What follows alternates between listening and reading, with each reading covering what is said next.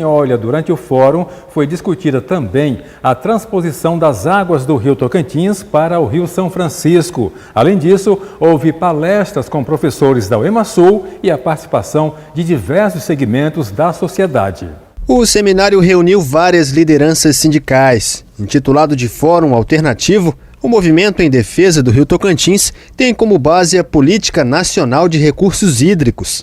Aliada ao Sistema Nacional de Recursos Hídricos, ambos definem a água como recurso natural limitado, dotado de valor econômico, que pode ter usos múltiplos, como, por exemplo, o consumo humano, produção de energia, transporte aquaviário, entre outros.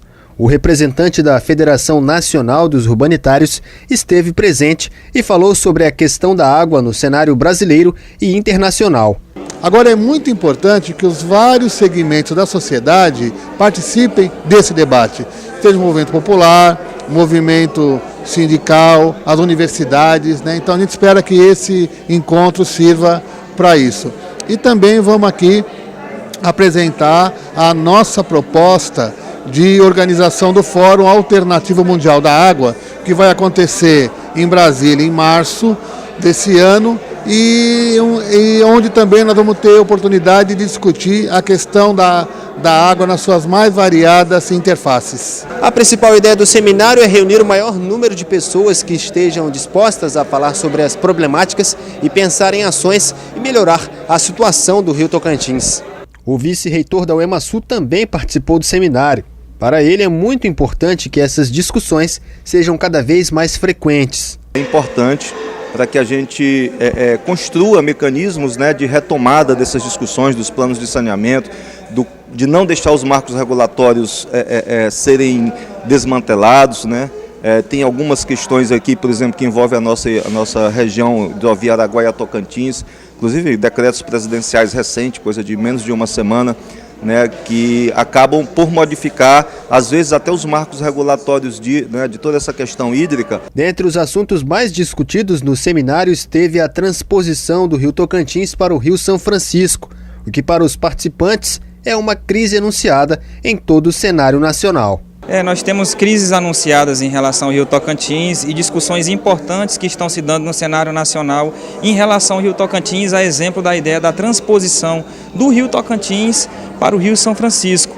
Então, o Fórum Alternativo Mundial da Água, ele encampa essas discussões regionais. E aqui no nosso caso nós temos a discussão que envolve o Rio Tocantins, que é ampla e é necessária e oportuna. Olha, em Imperatriz é preocupante o envolvimento de menores com os crimes, entre eles furtos, roubos e até homicídios. Foram 6 só no ano passado. O balanço foi divulgado pela Delegacia do Adolescente Infrator. Os casos de jovens menores de 18 anos envolvidos em crimes em Imperatriz se tornaram comuns. De acordo com a Delegacia do Adolescente Infrator, no ano passado, mais de 300 adolescentes se envolveram em algum ato infracional, principalmente em roubos e assaltos.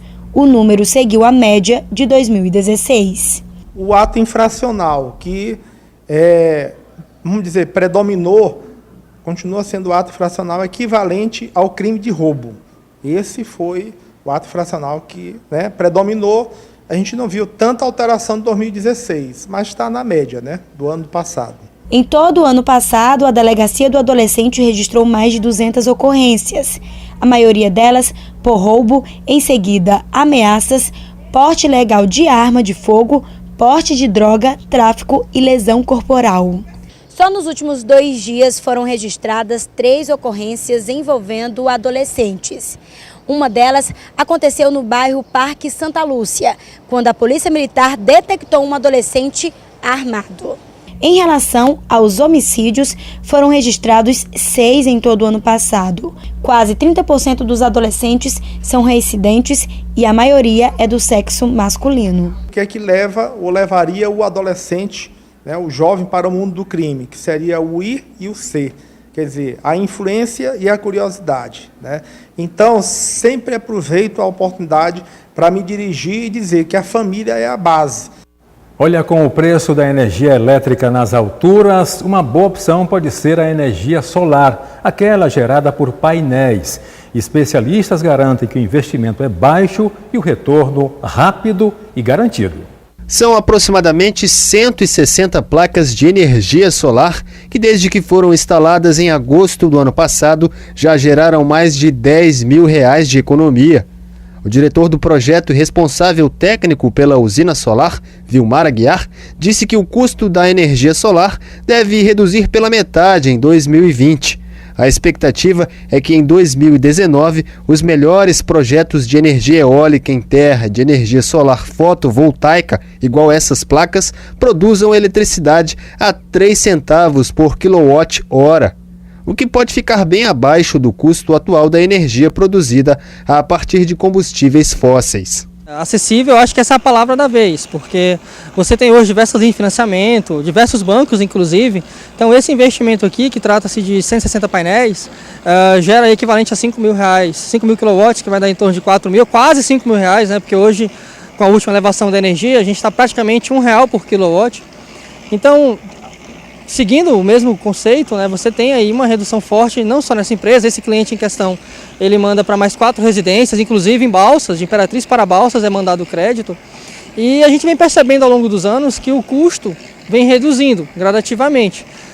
Por exemplo, a gente tem países aí no mundo afora, né, que o custo da energia gerada solar ou eólica já é inferior ao custo de energia gerada com o diesel, por exemplo, ou até mesmo fontes que até então eram dadas e tidas como eficientes, como a própria nuclear, que vem sendo deixada de lado, né? A gente até no meio, a gente brinca a respeito de que a energia eólica e a solar decretaram a morte da nuclear, porque não há sentido, uma vez que você tem a IRENA, por exemplo, já estabeleceu aí que mundo afora a gente tem geração próxima a 3 centavos por quilowatt.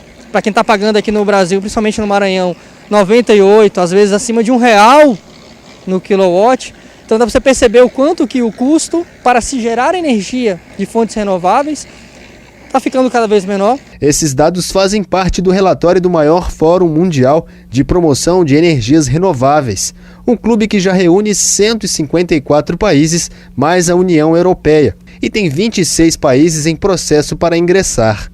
Para o especialista, é uma questão de tempo até a energia solar se tornar cada vez mais popular entre os grandes investidores e também a população de uma maneira geral. O próprio mercado financeiro ele já está buscando soluções para isso. Você consegue hoje fazer consórcio, você consegue fazer até mesmo um capital com uma taxa de juros não tão aceitável em um banco privado ou mesmo público, você consegue capital suficiente para fazer um investimento desse. Então, eu acredito que o próprio setor está criando usinas compartilhadas, então começam a brotar diversas alternativas para esse entrave atual, que é justamente a aquisição de sistemas para pequenas residências ou residências de médio porte, mas que não tem realmente uma demanda energética como uma empresa desse porte.